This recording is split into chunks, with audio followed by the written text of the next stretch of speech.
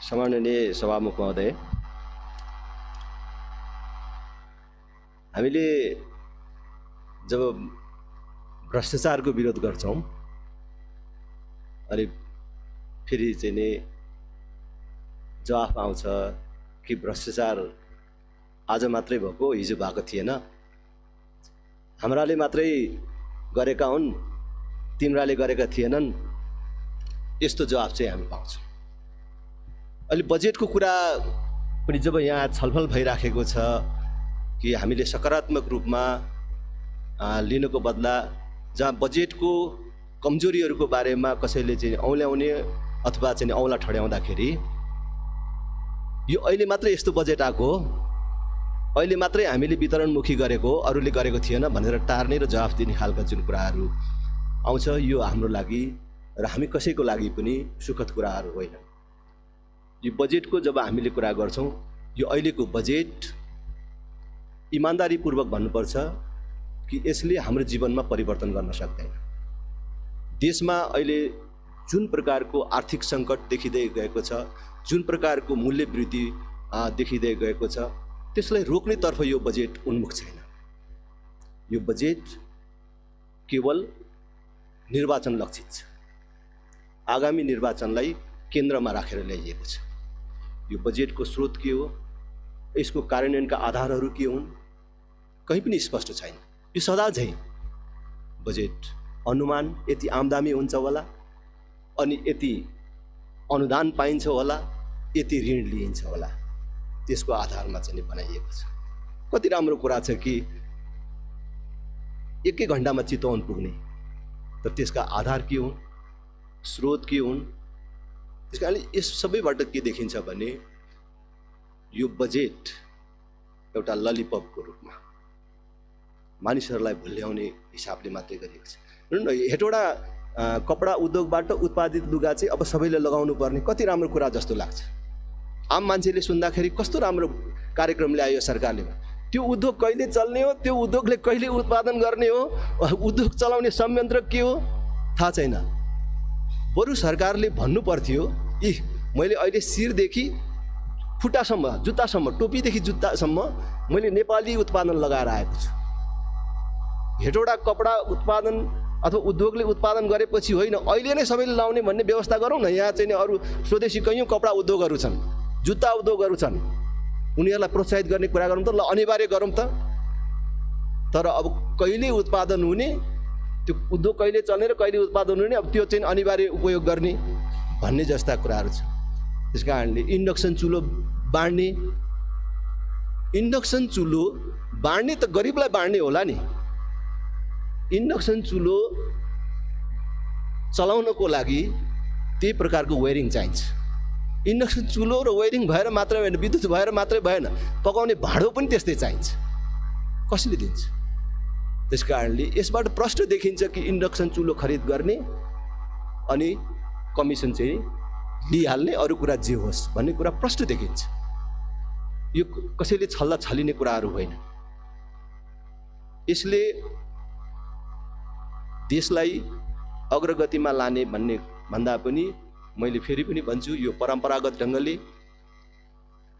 खालि वितरण गर्ने, कमिसन लिने र चुनावको लागि खर्च जुटाउने र अहिले यति बेला उद्योगको लागि हदबन्दी सुविधा दिएको जग्गाहरू ऋण लिन पाउने, टाट उल्टियो भने, टाट पल्टियो भने बेचबिखन गर्न पाउने भन्ने व्यवस्था यहाँ किन गर्नु पर्यो? त्यो प्रष्ट देखिन्छ। त्यस प्रकारका कम्पनीहरूसँग, त्यस प्रकारका उद्योगहरूसँग डिल भइराखेको छ भन्ने कुरा प्रष्ट देखिन्छ। कुनै त्यस प्रकारका उद्योगहरूसँग अग्रिम समझदारी भएपछि यो विषय यहाँ घुसाइएको हो भन्ने कुरा यसै देखिन्छ। त्यसकारण मेरो आग्रह छ कि यो सकिन्छ भने यस्ता कुराहरू फिर्ता लिइयोस् र जे जति सकिन्छ सक्ने कामहरू गरियोस्। कि यो बजेटमा हामीले सबभन्दा बेसी ध्यान दिनुपर्ने भ्रष्टाचार नियन्त्रणको कुरा, सुशासनको कुरा कहीँ पनि उल्लेख छैन। आज वैदेशिक रोजगारीमा जाने युवाहरूको कुरा मात्र होइन, मैले अस्ति पनि भनेको थिएँ तीन तरिकाले युवाहरू आज देश छोड्न बाध्य छन् भने देशभित्र रहेका ठुलो सङ्ख्याका युवाहरू जो हाम्रो सिमाना पारी हाम्रा युवाहरूका लागि मात्र स्थापना गरिएको लागु औषध कारोबार केन्द्रको शिकार भएका छन्। माननीय ज्यू, समय सकियो। हामी कसैको ध्यान गएको छैन, यो बजेटको ध्यान आकर्षित हुन सकेको छैन। त्यसकारण म फेरि पनि भन्छु, यो बजेट पनि परम्पराभन्दा माथि उठ्न सकेको छैन र यसको कार्यान्वयनको कुनै सम्भावना छैन र त्यसमाथि पनि यो बजेट कार्यान्वयनको जुन बेला आउँछ त्यस बेलासम्ममा त अर्को निर्वाचन र अर्को सरकार बनिसकेको हुन्छ। खालि यो चाहिँ एउटा बहसको लागि बहस यो शब्द देशप्रति गरेको गद्दारी कुनै हालतमा पनि असंसदीय हुँदैन सभामुख महोदय, किनभने यो मुलुकको बजेट निर्माणका क्रममा अनाधिकृत व्यक्तिहरू अर्थ मन्त्रालय भित्र मध्यराति प्रवेश गरेर 700वटा शीर्षकका करका दरहरू परिवर्तन गर्ने कुरा राष्ट्रघात हुन्छ कि मैले प्रयोग गरेको शब्द राष्ट्रघात हुन्छ। त्यसकारणले गर्दा त्यति गम्भीर विषयमा हामीले सदनमा प्रमुख प्रतिपक्षी दलले गम्भीरतापूर्वक उठाइसकेपछि, लगातार यो विषय उठाइसकेपछि र हामीले सभामुखलाई 2-3टा अप्सन पटक पटक दिइरहेका छौँ। यसभन्दा अगाडि पनि नजिरहरू रहेछन्, संसदीय समिति छानबिन गरौँ, त्यसमा हामी मात्रै रहँदैनौँ, सबै रहनुहुन्छ, त्यसले अध्ययन गर्छ, छानबिन गर्छ, हामी सही साबित हुन्छौँ कि हुँदैन त्यस संसदीय समितिले निरूपण गर्ला, त्यो हामी स्वीकार गर्छौँ भनेर हामीले भनिसकेका थियौँ। हुन त हामीले अलिकति बढी आशा गऱ्यौँ होला, नैतिकताको आशा गऱ्यौँ होला, त्यो नैतिकताको आशा गरेर हामीले राजीनामा खोज्यौँ, त्यो आएन। हामीले बुझिसकेका छौँ राजीनामा किन आएन, अघि बोल्ने माननीयज्यूले पनि त्यसबारेमा बताइसक्नु भएको छ। हामीले यति गम्भीर विषयहरू उठान गरेर सभामुखज्यूलाई त्यस दिनको CCTV फुटेज खोजी गरौँ समेत भनेर भन्दाखेरि पनि हाम्रा ती मागहरू सुनवाई भएनन् र प्रमुख प्रतिपक्षी दल संसदीय व्यवस्थाको इतिहास खोजेर अध्ययन गर्दा हुन्छ। यो ठाउँमा उभिएर अब्जेक्सन जनाइसकेपछि जबरजस्ती रूपमा अर्थमन्त्रीलाई त्यहाँ उभिआएर कसै जनताले सुन्नै नचाहेको विषय यहाँ प्रस्तुत गरेर खोजेर सभामुखज्यूले वास्तवमा यो संसदीय मर्यादालाई पनि अलिकति सम्मान गर्नु भएन कि भन्ने हामीलाई चिन्ता लागेको छ सभामुख महोदय। त्यसो भएको हुनाले उहाँका जवाफहरू यो जनताका लागि, मुलुकका लागि र स्वयं प्रमुख प्रतिपक्षी दलका लागि पनि हाम्रा लागि पनि कुनै सुन्न लायक जस्तो लागेन। त्यसो भएर हामीले यो शीर्षकको सदनलाई बहिष्कार गर्न चाहन्छौँ। यसपछिका पूर्ववत गतिविधिमा नेकपा एमाले सामेल हुने कुरा म नेकपा एमाले संसदीय दलको तर्फबाट यहाँ राख्न चाहन्छु र हामी सम्पूर्ण प्रमुख प्रतिपक्षी दलका माननीय सदस्यहरू यो बेतुकको कुरा सुनेर संसदमा बस्न नसक्ने बेहोरा म अवगत गराउन चाहन्छु। धन्यवाद। यो गरिमामय संसदमा प्रधानमन्त्रीज्यू किन उपस्थित हुन सक्नु भएन? बिरामी हुनुहुन्छ कि विदेश जानुभएको हो कि कुनै अस्पतालमा भर्ना हुनुभएको हो कि? यो गरिमामय संसदमा आफ्नो जिम्मेवारीको विभागको प्रधानमन्त्रीज्यूले जवाफ दिनुपर्छ र उहाँको बिरामी छ, विदेश जानुभएको छ भने संसदलाई जानकारी हुनुपर्छ।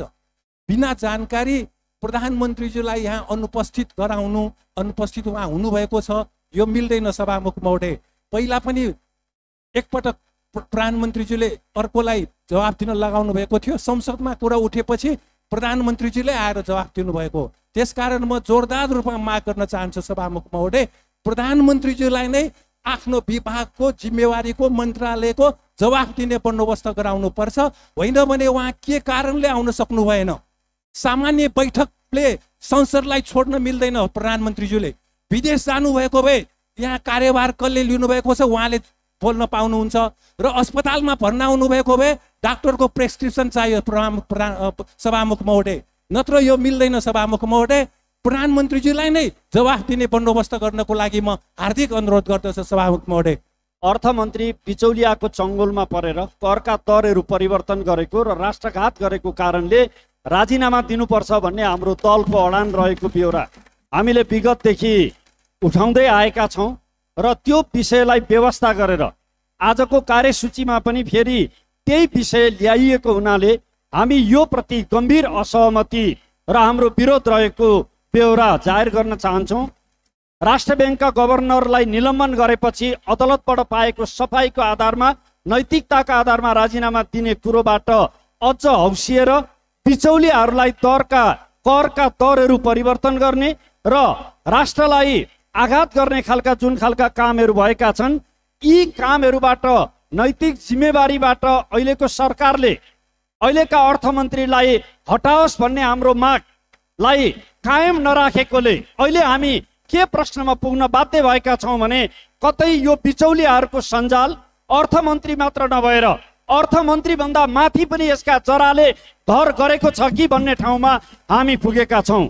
सम्मानीय सभामुख महोदय, हामीले यो राष्ट्रलाई जोगाउनको निम्ति, राष्ट्रको समृद्धिको निम्ति विधि र थितिको आधारमा यसलाई अगाडि बढाउनको निम्ति राज्यको जे शपथ खाइएको छ त्यो शपथ विपरीत जेठ 14 गते बेलुका 7 बजेदेखि जेठ 15 गते बिहान 8 बजेसम्मको सीसीटीभी क्यामेराको फुटेजमा हेरेर अभियुक्त अपराधीहरूलाई पनि कानुनको कठघरामा ल्याउनको निम्ति संसदीय छानबिन समिति माग गरेको कुरा पनि म यहाँ स्मरण गराउन चाहन्छु। र नेकपा एमाले संसदीय दलको तर्फबाट अहिलेका वर्तमान अर्थमन्त्रीलाई अर्थमन्त्रीको रूपमा स्वीकार गरेर न यो संसद, न यो सरकार, न यसको बाह्य गतिविधिमा पनि हाम्रो दलको समर्थन नरहने बेहोरा बहुत दृढताका साथ दलको तर्फबाट म यहाँ जानकारी गराउन चाहन्छु।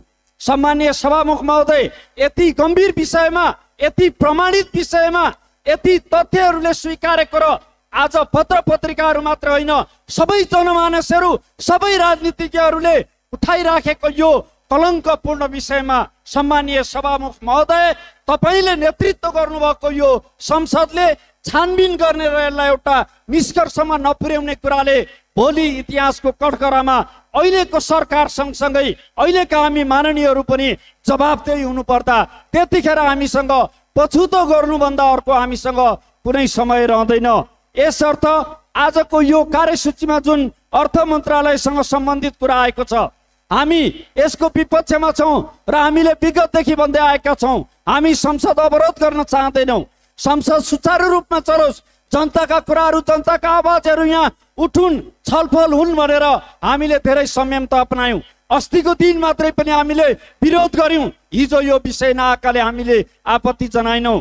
तर यो हदसम्म राष्ट्रको निम्ति जुन राष्ट्रघात गरिएको छ यसलाई सहेर ठुलो हामी बस्न सक्दैनौँ। सम्मानीय सभामुख महोदय, अहिले मैले बाहिर चर्चा सुनेको छु, पत्र पत्रिकाहरूमा पनि आएको छ, मान्छेहरूको बिचमा पनि आएको छ, अहिले अर्थमन्त्रीज्यू बहुत ढुक्क हुनुहुन्छ किनभने जुन बिचौलियाहरूले करका दरहरू परिवर्तन गरे तिनै बिचौलियाहरू तपाईभन्दा माथिसम्म हाम्रो संलग्नता छ, हामी बचाउँछौँ भनेर अर्थमन्त्रीको जिम्मा अहिले बिचौलियाहरूले लिएका छन् भन्ने कुरा पनि सुन्नमा आइराखिएको छ।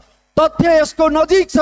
यसर्थ हामीले विगतमा प्रधानमन्त्रीज्यूले यो संसदमा आएर जवाब दिनुपर्छ, यस विषयमा बोल्नुपर्छ भनेर भनिएका कुरा पनि यही कारणले हो कि मन्त्रीज्यूको यस्तो गलत कर्मको सती अहिलेको सरकार जान चाहन्छ कि चाहँदैन।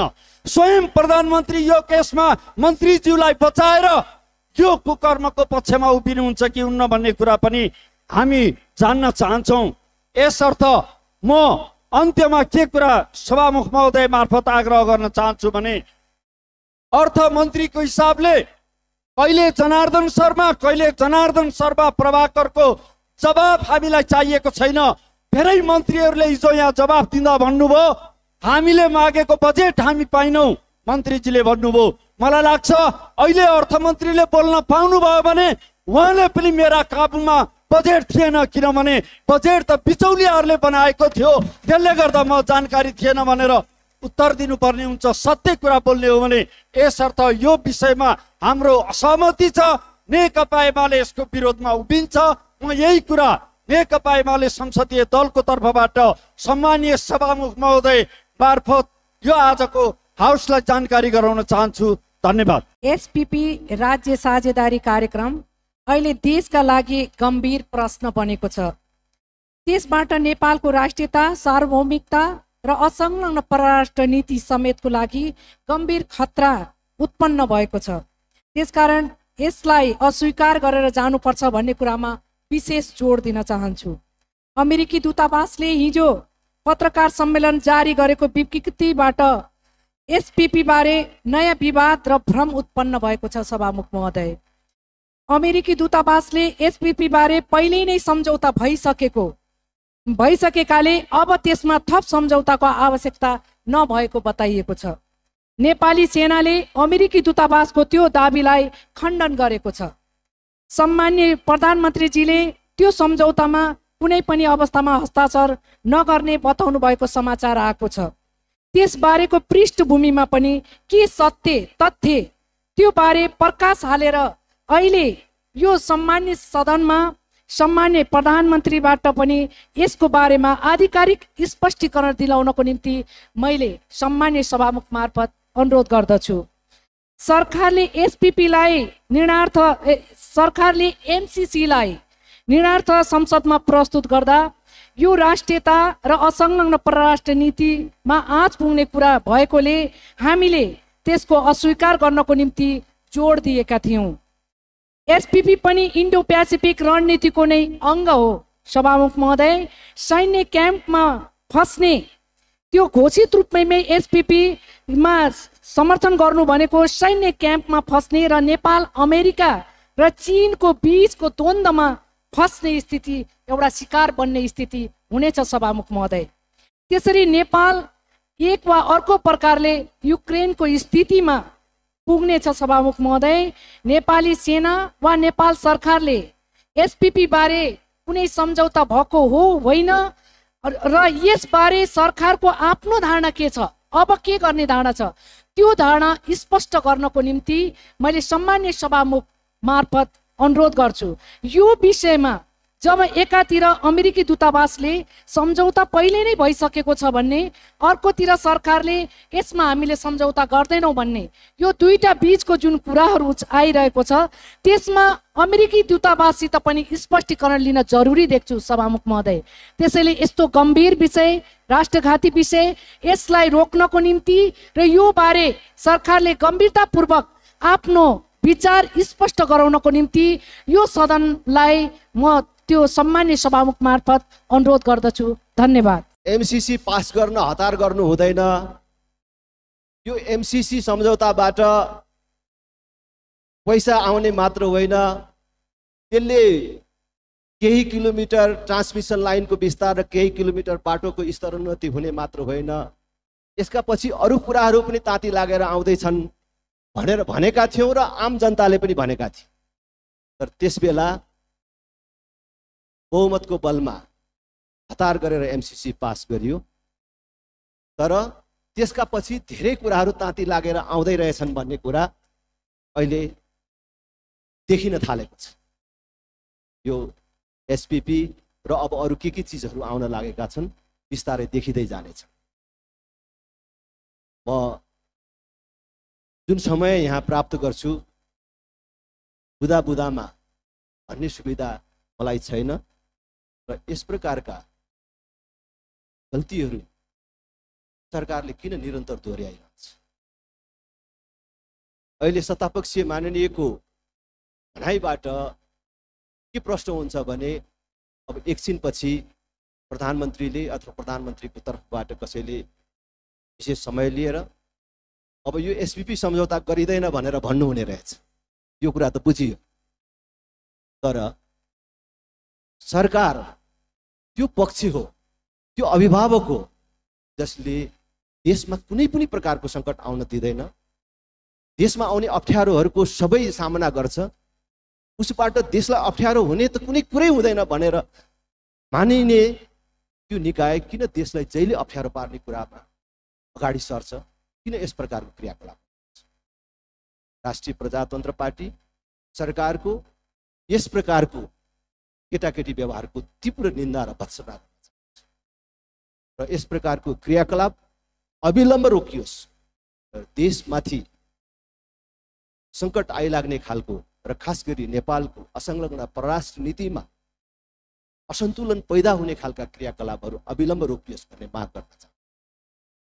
र अहिले हामी हाम्रो कार्यकालको अन्तिम अधिवेशनमा छ। यो सरकारलाई प्रजातन्त्रप्रति,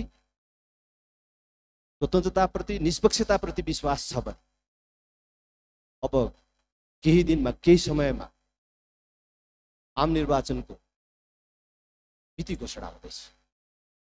राष्ट्रिय प्रजातन्त्र पार्टीको तर्फबाट म माग गर्न चाहन्छु, निर्वाचनलाई स्वतन्त्र, निष्पक्ष र धाँधली रहित बनाउनको लागि स्वतन्त्र चुनावी सरकारको गठन होस्।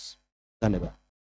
कोरोना बिमा बापतको रकमको सम्बन्धमा विषयहरू उठेका छन् र कोरोना बिमाको रकमको भुक्तानी कसरी भन्ने सम्बन्धमा बिमा समिति र बिमा कम्पनीहरूसँग छलफल भइरहेको र छलफलले एउटा त्यसलाई भुक्तानी गर्ने बारेमा एउटा सेड्युल तयार गरिरहेको सन्दर्भमा उहाँहरूको सहमति अनुसार छिटै त्यस सम्बन्धी भुक्तानी गर्ने गरी व्यवस्था गरेको कुरा म स्पष्ट गर्न चाहन्छु। पञ्चवर्षीय योजना अनुसारको बजेट आएन, 15औं योजनाको लक्ष्य हासिल गर्न सकिन्छ। वैदेशिक लगानीबाट लाभांश लैजाने र संस्थान जति सबै घाटामा भन्ने सम्बन्धमा चालु 15औं योजना र दिगो विकास लक्ष्यलाई आधार मानी ती लक्ष्यहरूलाई पूरा गर्न क्षमतागत रूपमा बजेट विनियोजन गरिएको छ।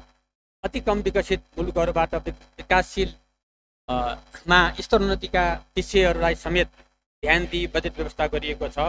सार्वजनिक संस्थान सुधारका लागि समेत बजेटमा नीतिगत व्यवस्था गरेको कुरा म स्पष्ट गर्न चाहन्छु। विद्युत तथा कार्यक्रम र बजेट बीच तालमेल मिलेन भन्ने प्रश्नमा विद्युत तथा कार्यक्रम र बजेट बीच तालमेल मिलेको छ र आगामी आर्थिक वर्षको बजेट तर्जुमा गर्दा चालु 15औं योजना निधि तथा कार्यक्रम अनुरूप नै बजेट ल्याइएको र उपलब्ध स्रोत साधनको अधिकतम सदुपयोग गर्ने गरी बजेट प्रस्ताव गरेको स्पष्ट गर्न चाहन्छु। कुल ऋण 40% भन्दा बढी छ भन्ने सम्बन्धमा नेपाल सरकार अर्थ मन्त्रालयले मध्यकालीन ऋण रणनीति स्वीकृति गरी सोही रणनीति बमोजिम सार्वजनिक ऋण परिचालन गरेको छ। चालु आर्थिक वर्ष कुल आन्तरिक ऋण 239 अर्ब परिचालन गर्ने लक्ष्य राखिएको थियो, जुन कुल बजेटको 14.64% रहेकोमा आगामी आर्थिक वर्ष रु 256 अर्ब आन्तरिक ऋण परिचालन गर्ने गरी बजेट तर्जुमा गरिएको छ, जुन बजेटको 14.28% हुन आउँछ। यसबाट चालु आर्थिक वर्षभन्दा आगामी वर्ष आन्तरिक ऋणको अनुपात न्यून रहने गरी प्रस्ताव गरिएको छ।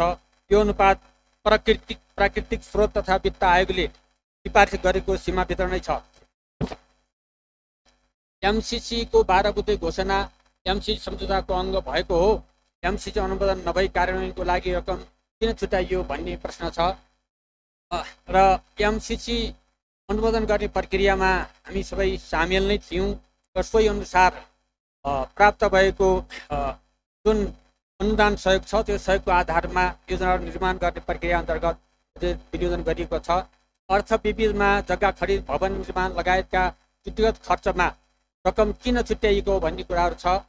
आर्थिक वर्षको यो विनियोजित बजेटमा आइपर्ने, भवितव्यमा आइपर्ने विभिन्न समस्याहरू हुन्छन्। ती समस्याहरूलाई समाधान गर्नुपर्दा, विपद लगायतका समस्याहरूमा आइपर्दा आउने विषयहरूमा समेत बजेटको व्यवस्था गर्नका लागि अर्थ विविधमा छुट्याउने प्रचलन रहेको छ।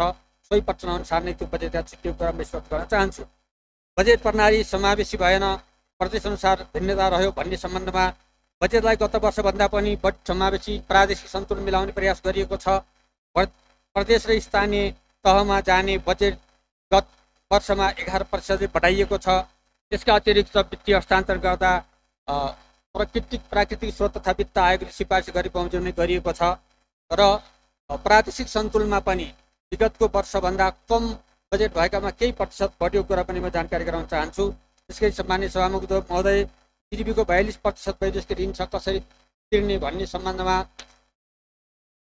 चालु आर्थिक वर्षको रु 283 अर्ब वैदेशिक ऋण परिचालन गर्ने लक्ष्य राखिएको थियो र जुन कुल बजेटको 17.34% रहेकोमा आगामी आर्थिक वर्षको लागि 242 अर्ब परिचालन गर्ने लक्ष्य राखिएको छ, जुन कुल बजेटको 13.49% हुन आउँछ। आगामी आर्थिक वर्षका लागि वैदेशिक ऋणको अंश समेत न्यून हुने गरी बजेट प्रस्ताव गरिएको छ। नेपालको कुल ऋण मध्ये वैदेशिक ऋणको अंश 53.24% रहेको छ र कार्यतालिका बमोजिम वैदेशिक तथा आन्तरिक ऋण भुक्तानी भइरहेको छ र आगामी आर्थिक वर्षको बजेटमा सरकारले आन्तरिक तर्फहरू 143 अरब र वैदेशिक तर्फहरू 53 अरब भुक्तानी गर्ने व्यवस्था गरेको छ। माननीय सभामुख महोदय, कतिपय विषयहरू राष्ट्रसँग सम्बन्धित विषयहरू यहाँ उठेका छन्। राष्ट्रसँग उठेका सम्बन्ध विषयहरूमा सर्वप्रथम के भन्न चाहन्छु भने राष्ट्रको दरहरू चेन्ज गर्ने सन्दर्भमा आवश्यक प्रक्रियाहरू छन्। प्रक्रियाको कुरा मैले सामान्य सदनमा अस्ति पनि मैले बताएको थिएँ कि त्यसमा सम्बन्धित विभागीय प्रमुख र सचिवज्यूहरू सहितको कमिटीले त्यसलाई बसेर गर्ने प्रचलन रहेको छ। त्यो अनुसार भएका दर रेटहरूप्रति म पूर्ण जिम्मेवार छु, जवाबदेही छु र त्यसमा कतै राष्ट्रघात भएको छ, कतै गद्दारी भएको छ भने त्यसको पूर्ण जिम्मेवार लिन म तयार छु। यहाँनिर कुनै राष्ट्रघात भएको छैन। देशको डलरको सञ्चितलाई समेत ध्यान दिएर, हाम्रो आयातलाई समेत ध्यान दिएर र हामीले उत्पादनलाई समेत ध्यान दिएर, देशको औद्योगिक क्षेत्रलाई समेत कसरी अगाडि बढाउने भन्ने कुरालाई ध्यान दिएर नै दरहरू चेन्ज भएको कुरा म स्पष्ट गर्न चाहन्छु। यहाँ केही विषयहरू लेखेर सेनिटरी प्याडको बारेमा 90% छुट दिएको सन्दर्भमा अहिले सेनिटरी प्याडको पैठारी 77-78 मा 79 करोड 37 लाख 38 हजार मूल्य बराबरको पैठारी भएको र सोमा रु 28 करोड 42 लाख 24 हजार राजस्व असुली भएको देखिन्छ भने यस गत आवामा 77-78 मा रु 1 अर्ब 17 करोड 74 लाख 21 हजार मूल्य बराबरको पैठारी भएको र सोमा रु 34 करोड 24 लाख 19 हजार राजस्व सङ्कलन भएको देखिन्छ। गत वर्ष प्रतिस्थापन विधेयकको कुरा प्रतिस्थापन विधेयक ल्याउँदै गर्दा त्यति बेला मैले कुनै दर बढाइएको थिएन। नबढाएको दरमा रातो कर माफ कर भनेर महिलाहरूको माइती घरमा ठुलो जुलुस लागेको थियो र त्यो माइती घरमा लागेको ठुलो जुलुस महिलाहरूको जुलुसको कारणले गर्दाखेरि कुनै पनि व्यवसायहरू त्यसमा आएर बोल्नु भएको थिएन र महिलाहरूको स्वास्थ्यलाई समेत ध्यान दिएर अहिले त्यसमा 90% छुट गरिएको कुरा म स्पष्ट गर्न चाहन्छु र स्वदेशमा भएका उद्योगहरूलाई प्रोटेक्सन गर्नको लागि सरकारले खरिद गर्ने कुराहरूलाई समेत आन्तरिक उत्पादनलाई नै खरिद गर्ने व्यवस्था मिलाएको पनि स्पष्ट गर्न चाहन्छु। त्यसैगरी पाम ओइल महसुल छुट दिएको सम्बन्धमा पनि म विषयहरू राख्न चाहन्छु। पाम ओइल पैठारीको महसुल दरमा कुनै परिवर्तन भएको छैन। बिस्कुट र चाउचाउ उद्योगले पाम ओइल पैठारी गर्दा उद्योग विभागको सिफारिसमा 5% भन्सार महसुल लाग्ने गरी प्रस्ताव गरिएको छ। प्रस्तावित व्यवस्थाले बिस्कुट र चाउचाउ उद्योगलाई सहुलियत प्राप्त भएको छ र त्यसले पाम आयल र तेलहरूमा उद्योगहरूलाई हामीलाई समस्या पर्छ भनेर उहाँहरूले भन्नुभएको कुरामा छलफल गरिएको कुरा पनि स्पष्ट गर्न चाहन्छु। त्यसैगरी इलेक्ट्रिकल सवारी साधनको पैठारीको सन्दर्भमा 100 किलोवाट भन्दा मुनिकाहरूको कुनै कर बढाइएको छैन र मात्र 100 किलोवाट भन्दा माथिका कारजीवहरूको भ्यानहरूको लाग्ने महसुलमा त्यहाँ दर बढाइएको छ। त्यो दर बढाउँदा डलरको सञ्चितलाई ध्यान दिएर, आयातलाई ध्यान दिएर समेत गरिएको कुरा म स्पष्ट गर्न चाहन्छु। यसरी करका दरहरू बढाएको पूर्ण जिम्मेवारी मैले लिने र त्यसको लागि सचिव र डिजीहरू सहित बसेर मिटिङ गरेको कुरा र त्यसमा कुनै अन्यथा नभएको कुरा, कुन मान्छे भित्र आयो कुन मान्छे बाहिर गयो भन्ने कुरा मलाई थाहा हुने कुरा होइन। मैले 11:30 बजेपछि 11:45 बजे गएर मैले फुलचोक क्वार्टरमा गएर आराम गरेको छु र बिहान 6 बजे म मन्त्रालयमा गएको कुरा पनि जानकारी गराउन चाहन्छु।